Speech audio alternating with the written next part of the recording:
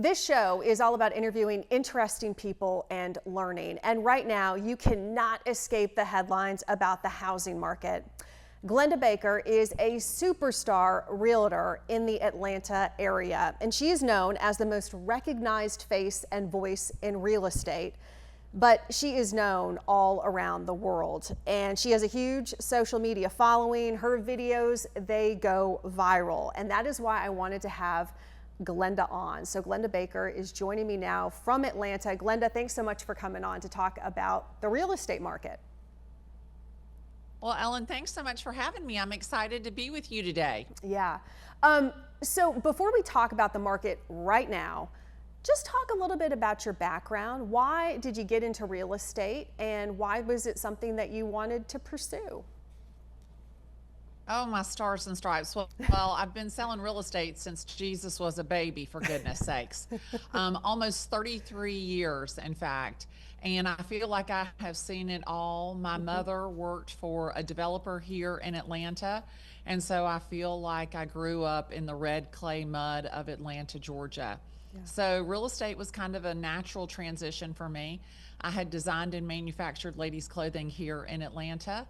And one day my mom said to me, "Pumpkin, why don't you go be a real estate agent?" And so I took my course and passed it, just barely, and found out that I didn't make any money until I sold a house. And I was like, ooh, I need a paycheck every Friday. So I tried to be an assistant, and nobody would hire me.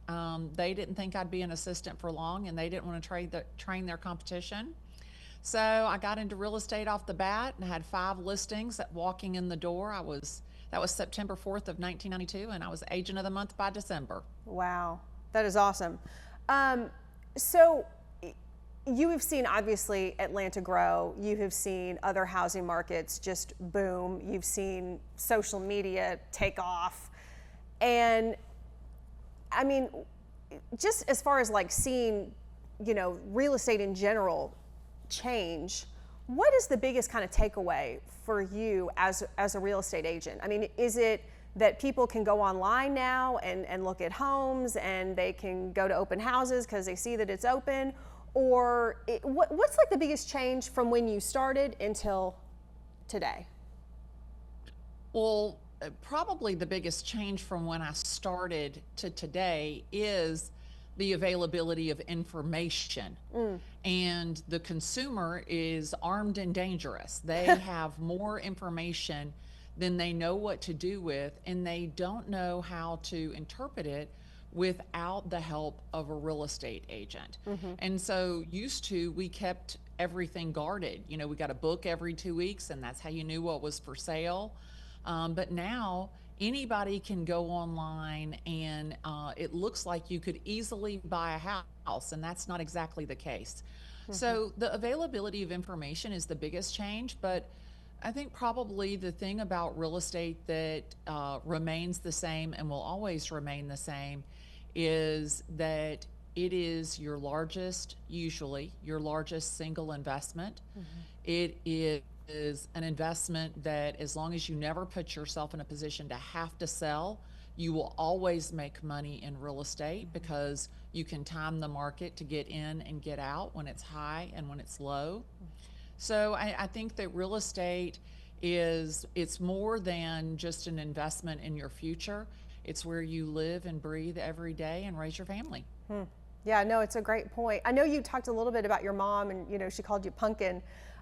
She also influenced too kind of your wardrobe and your brand today. She did. My mom told me all of my life, "You are a star, dress like one." And my mother passed away many, many, many years ago. And so I wear the stars as a tribute to her. It always makes me feel like I'm closer to her, that she's right here with me. And it has become synonymous with my brand. And as far as the market goes, I mean, obviously there are the ebbs and the flows, and you have seen it all. We had, the crazy high interest rates in the 80s. I was born in the 80s, early 80s. And that impacted so many families. Obviously, I mean, the cost of a home back then was significantly less, than it is now. We had the crash 2008, which I mean, that, impacted so many people as well. It was, I mean, a great time to buy if you could buy, I mean, as far as like once it hit rock bottom, it was a great time to buy. The crazy buying spree when interest rates were so low in 2021. I mean, so it is absolutely a crazy, crazy ride. How do you, as a realtor, ride that wave? Because I'm sure you have seen not every realtor can make it. It is a tough, it can be a tough ride. It is difficult. I think probably my sustainability has come from, I have never put myself in a box. I sell $200,000 condos. I sell $10 million houses. So, and everything in between. So if condos were slow, I could always sell single family. If single family was slow or starter homes were sold, I could sell mid-market. If the luxury market was slow, I could sell starter homes. So I've kind of always really sold across the board. And I actually sell everyday people real estate. And I think that probably is one thing that makes me a little bit different from most real estate agents, that I'm not focused on just one thing. I'm focused on a lot of different places of the market. I also have the opportunity to see people in a lot of different areas and a lot of different stages and a lot of different eras of their life. So are they just starting out? Are they moving up? Are they right sizing? Are they liquidating, a parent's estate? So for me, I've kind of been through all these ebbs and flows of the market, but I've never been significantly damaged, because no matter what was selling, I kind of flipped into that and focused on that for that time period. Yeah, no, yeah. Okay, so let's talk about the market today. And I mean, I mentioned the headlines. The one headline, you were just quoted in an article, Bloomberg wrote it. I mean, it was on the front page of the Drudge Report. So, I mean, millions of people are reading that article. Then there was another article, U.S. housing market posts worst spring selling season in 13 years. And April was predicted to be a fantastic, selling market, or people were going to be buying, and it was going to be a great spring 2025. And that really just it hasn't kind of panned out. So what, in your opinion, is the current state of real estate, the real estate market? And I know that regionally, there are some kind of, not every regional area is the same, but just generally speaking, what is the current state of the real estate market? Well, I talk to agents all across the country every week. I host an hour-long kind of think tank mastermind every Wednesday. So I have the opportunity to talk to agents from all over this country. In fact, all over the world. We have people that call in, and everybody is sharing the same sentiment. And that is the uncertainty, not only of the real estate market, but the uncertainty of the job market, the uncertainty of where you're going to live. Those things are all layering on the current real estate struggle that we're seeing right now. And I think that this is not a one-dimensional interest rates are high issue. This is interest rates are high. Sellers haven't been able to understand the reality of the market that we're in. We're no longer in 2022, we're in 2025. The market has softened. And then you have the dismantling of a lot of government entities, a lot of uncertainty created. And what happens is it just, people don't make big buying decisions when they're not sure they're going to have a job tomorrow. And then on top of that, even if they have a job tomorrow, with property taxes and homeowners insurance skyrocketing, they don't know if they're going to be able to make the payment that they have, because the payment that they signed up for is likely going to be 20 to 25 to 30% higher next year or in the next 2 to 3 years. So it has people being very, very cautious. Yeah. And I mean, and too, if they bought or refinanced, not too long ago, I'm sure it would be kind of difficult to to, to think about, doubling maybe your mortgage or something, or increasing that mortgage. At the same time, though, if you have to move, you have to move. And that is always going to be the issue, right? Yeah. Well, I mean, you think about it. I mean, even like me, I bought my house in January of 2022. If my house came on the market today, I probably couldn't afford it. And that's the thing that most people don't realize is what you could afford at a 3% interest rate is completely different than what you can afford at 7. So you got that, but then life goes on. And I talk about all of these D's, which are debt, divorce, death, diamonds, diapers, disaster. These things, life goes on 365 days a year. So we have one client, they're pregnant with their second baby. They're in a 2-bedroom townhouse. They want to sell that townhouse worse than they want to take their next breath. We have somebody going through a divorce. They don't want to live in the house with that person. They want to sell it. So no matter what, life goes on, and it's those 6 D's that really determine when people sell their homes. Yeah. Why, in your opinion, will a crash not happen like what we saw in 2008? You have boomers sitting on more home equity than ever, than ever before. There is more equity in homes than there has ever been in a lifetime. We're not going to see 2008 because people aren't upside down in their house. We're not going to see 2008 because the majority of those boomer houses are paid off. Where we're finding the gap is we can't get the boomer out of the house. We can't get them to let go of it.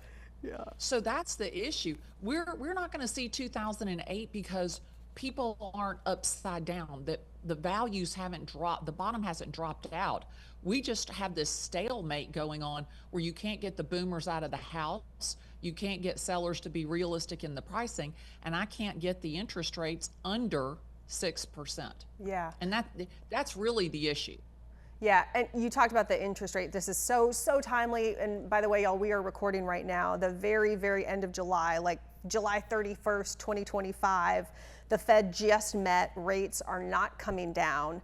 And you have said that if rates were literally interest rates, 5.99%, like basically they'd be at 6%. I mean, this is not 5%. This is literally 6%. But if they're at 5.99%, you believe that there would be like a buying spree. People would be jumping off and motivated to finally buy.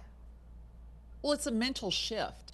There's this mental shift that we really need, because right now you've got to keep in mind, we didn't go from like 3 to 4 to 5. We went from like 3 to 5 to 7 to 8. And so it literally just shocked people. Now, guaranteed 3% was not a realistic rate to stay for the long haul, but we had it for so long that people had that expectation that that was what the interest rate was. So that really is the issue. But mentally, if I could just get it down to 5.99, that mentally shifts. Oh, well, it's in the 5s. I can buy now. I need to get off the fence, because if I don't do it now, they're going to go back up. Yeah. And that's where I just want somebody to listen to me. Yeah. Is it, in your opinion, let's say that you do have a secure job, in quotes, is it a good time to buy? It's a good time to buy when you find a house that meets your needs, that you can afford, that you can put yourself in without ever having to worry about, what if I have to sell it? Don't try and maneuver the numbers, because taxes and insurance are going to go up. Don't buy at the top of your budget. If you can find a house that meets your needs. I think about Stephen and Taylor. Stephen and Taylor, they're having that baby. They're going to bring that baby home. They need at least 3 or 4 bedrooms for their little family. And he's got a good job. And so he's going to buy a house. It doesn't matter what the interest rate is. He's going to buy a house. And that's why I say, like, yes, when you find something that meets your needs, you should absolutely buy it. But don't feel like that you have to buy, because if you put yourself in that position, the likelihood that you're going to come out really bad is not good. As if a seller is out there watching this right now and they're trying to sell their house, and especially in the Phoenix market, inventory has gone up significantly. What is your advice to a seller? And if they just, I don't know, the house has been sitting and it's been sitting for 3 months, and that is unusual for the Phoenix market, especially if you have gone through 2021 and even 2022. Yeah, so I will tell you, if you have your house listed now and you're a seller, listen to your real estate agent. Get feedback from your real estate agent. Your real estate agent needs to be asking one question every time your home is sold, and that is, at what price is your client a buyer for my house today? That is the only question that your real estate agent needs to be asking of every person looking at your house, whether it's on an open house or they're coming through with an agent, because that way it's not a necessity for you to have to reduce the price. If Bobby and Susie looked at your house on Sunday and they said, hey, if this $700,000 house were $625, we'd buy it today. Are you willing to take $625? Yes or no? If you are, then you can sell your house today. If you're not, you're the lucky winner, you get to keep it. Yeah. And that's the thing that sellers are having such a difficult time understanding is, what is your goal? What is your goal, to keep it? If it is, then leave it at the price that it is, leave it at the condition it is, and you get to stay. But most people who put their home on the market, especially at this time of the year, have to sell their house. So listen to your real estate agent. Don't price it aspirationally to start with. Price it a little bit below where it should actually sell. Make your home the commodity. Believe it or not, we're still seeing multiple offers on houses. So I would say, if you price it properly, you will make your house the commodity, and buyers will be chasing your house rather than you chasing the buyer. Just because Zillow says your house is worth something, is that BS? It is the bane of my existence. I mean, what other company says, hey, the valuation that we're going to give you is going to be somewhere from 10 to 18% off, and you're going to actually take that as the holy grail? If you're depending on Zillow, let me just tell you right now, you are in a lot of trouble, because your valuation could be I've seen it as much 25% off, that the seller would leave that money on the table. Wow. Social media has certainly helped you build your brand, and it's something that you have done a really good job embracing. And I tip my hat off to you. Is it something that you never imagined that, this would even be possible? Because now, I think back in the day, I remember my mom and dad, if we relocated, they would just call up a real estate office and they say, hey, we need to talk to, a relocation specialist. And, that's kind of how it worked. And this person would work with them to try to find the house that was best for them. But social media is just wild now. And I'm sure you're able to connect with people that this never would have been possible. Never would have been possible. If someone is interested in a career in real estate, because I know that you also mentor people as well, what would be your best advice to someone, regardless of people selling and buying and whatnot? What would be your best advice to someone? Real estate is optional. Nobody's watching you. Nobody's making sure that you're doing what you're supposed to be doing. So you have to be very self-motivated. They're watching these reality shows like $1 Million Listing or whatever, and they think they can just make a killing and, live this luxurious lifestyle and whatever. And it's like, no, you need to answer your phone first off, and, you need to put in the work. You can't just, show up at 10 a.m. and live this luxurious lifestyle, and it's just going to come to you, and you're going to sell houses. No, I mean, you have to work really hard, I'm assuming. Thank you so much, Glennda. It was an absolute pleasure. I encourage everyone who has been watching this episode to look her up on Instagram. She is hilarious. She puts out great content if you are looking to buy, looking to sell, if you're in the process right now, if you want some real estate advice, if you maybe are staging a home, or if you are interested in the real estate market and becoming a realtor. Glennda Baker, thank you so much for spending some time with us. I really appreciate your time. Ellen, thank you so much. I appreciate it. Thank you. And thank you for watching this episode of The Curious Bee with Ellen McNamara. We have more episodes up. They are free on Fox Local.